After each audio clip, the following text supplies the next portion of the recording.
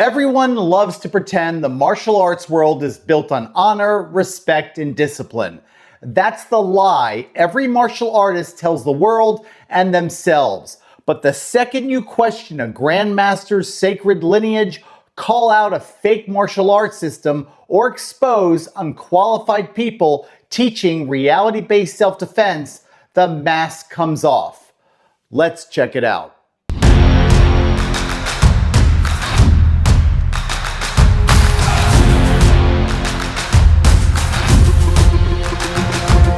Listen up. The martial arts community is one of the most vicious, thin-skinned, delusional cults on the entire internet.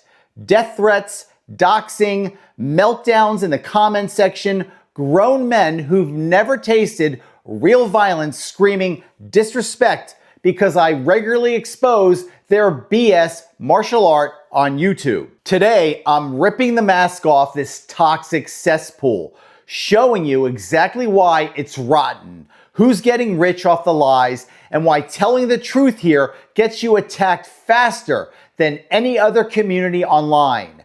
Keep watching, unless you're too scared to hear what's really wrong with the martial art you've dedicated your life to. For decades, the martial arts world has sold a beautifully packaged lie: honor, humility, discipline, and techniques that work in the real world. It's the Disneyland version of combat: safe, sanitized, and completely disconnected from reality.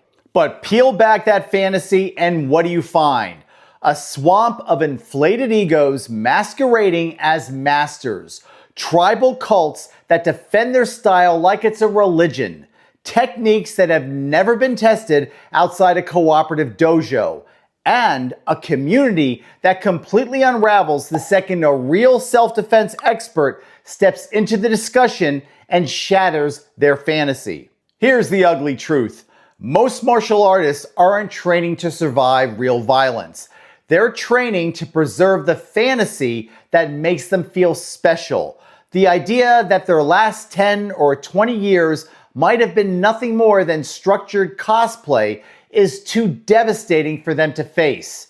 It's about people protecting a dream that collapses the moment a real self-defense expert enters the conversation. Now, some sensitive men feel that my delivery is too harsh. Well, damn right it is. When misinformation gets people stabbed, maimed, or buried, you don't soften the truth. You drive it in like a freaking nail. Every martial art eventually mutates into a dysfunctional, cult-like tribe.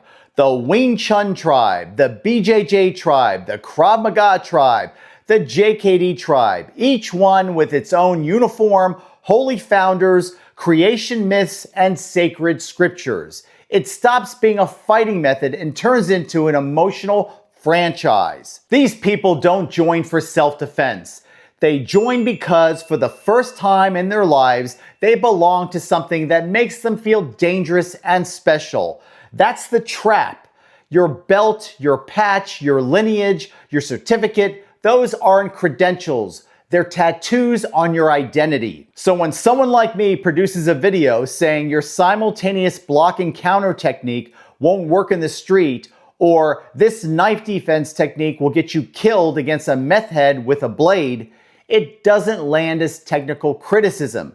It lands as, you're just gullible, you're a loser, and you wasted a decade of your life. Criticize the martial arts system and you've criticized the person.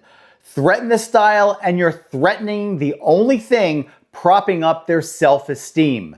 That's why the reaction is never calm discussion. It's a full-blown religious riot in the comment section.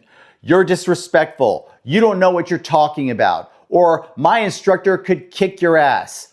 Hundreds of man-children stampeding to defend a useless martial art like it's the last lifeboat on the Titanic. This is tribal psychology on steroids.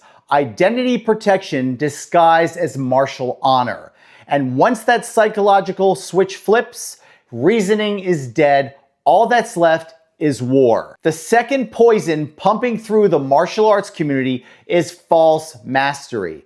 The entire martial arts industry runs on one core product: selling you the feeling of being deadly without ever making you prove it. Hand over your monthly dues, show up, bow, drill the same compliance sequences for a few years, and boom, black belt, instructor certificate, maybe even a master title after a $2,000 weekend seminar. No pressure, no resistance, no consequences, just ribbons, patches, medals, and a room full of dollar store warriors pretending the choreography equals combat. Now inside that delusional bubble, every student starts believing the fantasy. They walk out of class convinced they can handle an armed attacker because sensei let them do the knife disarm 20 times in a row without stabbing back. Then someone like me comes along and gives the analysis. And I say, your gun disarm fails under real stress. Or that technique collapses the second an attacker resists. But they're not hearing the expert analysis. They're hearing a threat to their imagined identity. Accepting the truth means admitting the last 5, 10, or 20 years were nothing but paid theater. It means the money, the time, the rank, the identity, all of it was a costume. And most people would rather attack the messenger than set fire to their own delusion. So instead of adjusting, adapting, or learning, they double down on their delusion. They get louder, angrier, and more defensive because the truth costs them too much psychologically. The internet has turned every insecure martial artist into a keyboard warrior with a bullhorn. Anonymous, untested, and terrified of reality. They attack anything that threatens the belief system they built their identity around. Online, they don't need skill. They don't need experience. They don't need proof. All they need is a username and an ego. That's why every comment section on my channel becomes a battlefield. I point out a flaw in the technique and suddenly 100 faceless accounts swarm in like a digital mob, screaming that you're disrespectful, arrogant, or jealous of their lineage. They're not defending the technique. They're defending their fantasy. And the internet gives them the illusion of dominance with zero accountability. And here is the best proof of how fake that confidence really is. In my video titled Martial Arts Challenge, Prove Your Style Works, I gave every one of these self-appointed experts a public opportunity to step up and demonstrate how street effective their system really is. Nearly 4,000 people watched that challenge, and not a single video was submitted. Not one. Thousands of critics, thousands of opinions, zero demonstrations, zero evidence, zero courage. That tells you everything you need to know about the gap between what people claim online and what they can actually produce when the spotlight is on them. The louder they talk, the less they can show. The more they posture, the faster they vanish the moment I ask for proof. Because behind the keyboard, they're tough guys. But in the real world, they're nothing but cowards. Another massive source of toxicity comes from people who believe that ring performance automatically equals survival in the real world. They assume that because they can perform under bright lights, weight classes, time limits, rules, referees, and medical staff, that the same skills translate directly to the streets. This is just a different flavor of martial arts fantasy. In the cage or boxing ring, you fight someone your own size. On the street, you fight whoever shows up. In the cage, it's one-on-one. On the street, it's whoever he brought with him. In the cage, you can tap out. On the streets, you get maimed or killed. But good luck explaining that simple distinction and watch what happens. You're not offering perspective. You're not explaining context. You're committing a sacred crime against someone's athletic identity. For a lot of these guys, their gym, their mat time, their clout becomes their entire sense of worth. So telling them that combat sport success doesn't guarantee street survival feels like you're tearing down the only domain where they feel competent. And that's when the emotional meltdowns begin. You hear the same predictable garbage. Are you saying MMA is useless? You're disrespecting fighters. MMA works in the street. They're not listening to critical thinking. They're defending their fragile self-image. And here's the funniest part. When they run out of arguments, and they run out of them real fast, they throw out the same tired question.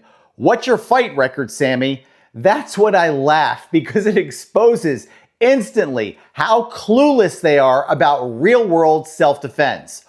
RBSD is not a sport. There is no referee, no weight class, no trophy.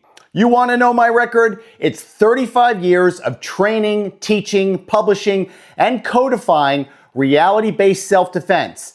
Tens of thousands of hours spent analyzing violence and building combat methodologies that function in the real world. Not the cage, not the boxing ring, the real world. That experience isn't theoretical. It comes from direct exposure to criminal violence, violent street encounters, and operational realities that most people only speculate about. Much of that context is discussed openly in my Warrior Walk videos, where real-world violence, mindset, and decision-making are addressed without filters or fantasy. Beyond teaching thousands of civilians, I've taught law enforcement agencies and military personnel. As a law enforcement master instructor, I was responsible for developing and overseeing the United States Border Patrol's Officer Survival Program, training professionals whose job performance has immediate life and death consequences. That level of responsibility doesn't come from tournament trophies or highlight reels. It comes from trust, results, and fighting methodologies that hold up under real-world violence. And my instruction hasn't just helped people, it has saved lives, period. As one of the original pioneers in reality-based self-defense, I've devoted more years to RBSD than any MMA fighter or boxer has invested in their entire fighting career. That's not bragging, that's biology. Combat sports have a short lifespan. Their careers have an expiration date. Mine does not. 35 years versus 10. Do the math. So when someone demands a fight record, they're announcing they have no clue what RBSD training actually is. Hey, we're about to get back into the video, but let me ask you something. Do you want to legitimately accelerate your self-defense skills? And are you sick of clickbait videos teaching absolute garbage? Or tired of being misled by unqualified wannabe experts who have zero credibility or experience? If the answer is yes, now is the time to join my War Machine memberships. As a member, you're going to get exclusive access to in-depth training videos, exclusive full-feature video content, downloadable training PDFs, and direct insights you're not going to find anywhere else. Plus, you're going to have direct access to me in the comments section of all my videos. So if you have questions, you're going to get real, detailed answers from me and not some random keyboard warrior. So if you're serious about mastering real-world combat skills, hit the join button below and start training like a true war machine. Now, let's get back to the lesson. Follow the money, and the whole martial arts scam falls in place. The martial arts industry isn't a combat effectiveness industry. It's a fantasy delivery business worth billions. What do they actually sell you every month? Not survival skills, not proven techniques. They sell the feeling that you're becoming a dangerous human being while you stay perfectly comfortable and perfectly safe. Here's the brutal truth. Fantasy pays the rent. Reality closes schools. Tell a room full of paying students the truth. Hey, 90% of what you just drilled will get you stabbed or knocked out the second someone actually tries to attack you with intent. And watch how fast those direct debit memberships cancel. So martial arts instructors don't teach what works. They teach what keeps the dojo filled and Instagram reels popping. Fast progress, fancy belts, secret techniques, exotic weapon forms, cooperative drills that look effective on TikTok but collapse like a building the first time resistance shows up. It's LARPing with higher tuition. Everyone plays along, everyone survives the drill, and everyone walks out believing they trained for real-world violence, when all they rehearsed was cooperation. And the second someone like me makes a video that says this knife defense is suicidal, or your ground fighting obsession will get you curb stomped in the parking lot, the entire food chain panics. Instructors, affiliates, sponsors, seminar circuit gurus, they don't attack because I'm wrong. They attack because if enough students ever wake up and see the truth, the whole gravy train derails. That's why you hear the same scripted lines every single time. Sammy is arrogant. He's too negative. You're hurting the community. Translation, shut up, you're bad for business. The martial arts world is not toxic because people train. It's toxic because most of it is a fantasy camp that melts down the moment someone points out that it doesn't work in real violence. If you made it through this entire video without rage typing in the comments, congratulations. You're already in the top 1%. You choose truth over lies. That's the difference between someone who really is serious about training and people who bet their safety on fantasy. Drop your comments below. Your outrage just will prove how close this video hit the target. As for everyone else, thank you for watching, and I'll see you at the next video.